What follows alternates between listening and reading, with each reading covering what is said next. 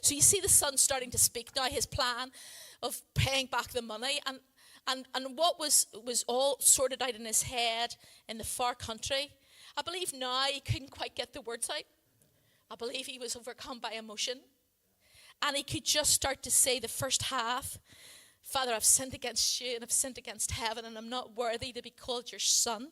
Because he couldn't quite even get to the point of, like, I'll try and pay it back, because he was just undone by the Father's love.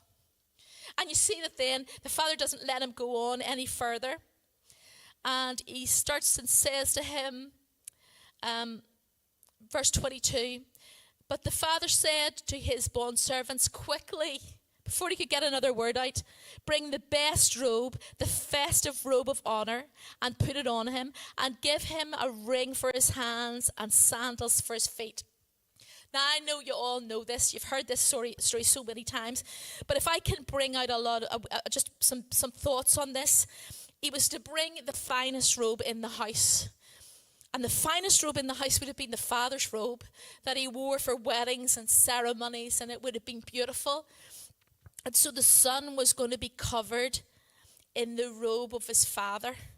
So instead of his nakedness and his shame, they were to bring out the robe, but they were not just to bring it out and show him it, but they were bringing it out and he was to put it on. So you see that now this one that was naked and ashamed was clothed. His shame was clothed in his father's robe. His nakedness was clothed with the honor that was due to his father.